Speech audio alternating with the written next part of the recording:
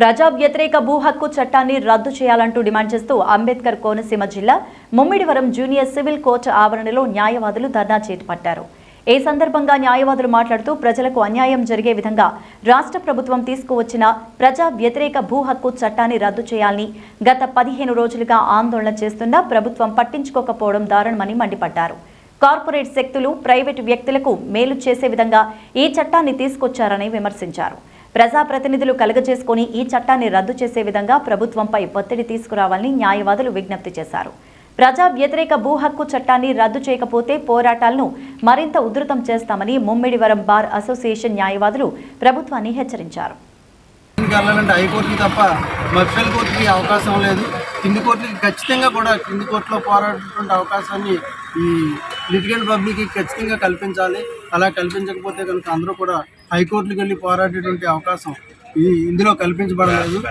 పేదవారికి ఖచ్చితంగా అన్యాయం జరుగుతుందని చెప్పేసి ఈ యాక్ట్ వల్ల మేము మరొకసారి హెచ్చరిస్తున్నాము. దీనివల్ల పేదవాళ్ళందరూ కూడా నిజమైనటువంటి హక్కుదారులందరూ కూడా నష్టపోయేటువంటి అవకాశం ఉంది. ప్రజోపయోగంగా ఉండాలి. కానీ అయితే ఇక్కడ ఏదో కోర్టుల్ని లేకపోతే నీతి ఆయోగ్ వారు చెప్పిన ప్రకారంగా ఏదో కోర్టులో కేసులు 1,84,000 పెండింగ్లో ఉన్నాయి. ఇవన్నీ 3 రోజుల్లో 4 రోజులు అనుకోవడం చాలా పొరపాటు. ఎందుచేతనంటే ప్రజలకి నిరుపయోగంగా ఉండే ఏది కూడా ప్రజాస్వామ్య వ్యతిరేకంగా పరిగణించాలి. ఇది రాజ్యాంగ విరుద్ధం, పూర్తిగా రాజ్యాంగ విరుద్ధం. ఈ ట్యాక్స్ ఈ చట్టాన్ని రద్దు చేయాలి. ఎందుచేతనంటే ఇంచుమించుగా 583 కోర్టులు ఉన్నాయి రాష్ట్రంలో. ఈ 583 కోర్టులు 26 కోర్టులు చేసేస్తే ఎంతవరకు ఎన్ని రోజుల్లో వీళ్ళ నీతి ఆయోగ్ వారి యొక్క రిపోర్ట్ ప్రకారంగా ఎందుకు అయిపోతాయి? 583 కోర్టులు చేయలేని పని 26 కోర్టులు చేసేస్తాయా? 26 ట్రిబ్యునల్స్ చేస్తాయా? 26 ట్రిబ్యునల్స్లో కూడా అక్కడ అనుభవజ్ఞులైనటువంటి మెజిస్ట్రేట్లు హోదాలో ఉండేటువంటి పూర్తిగా న్యాయ నిపుణులు ఉన్నారు.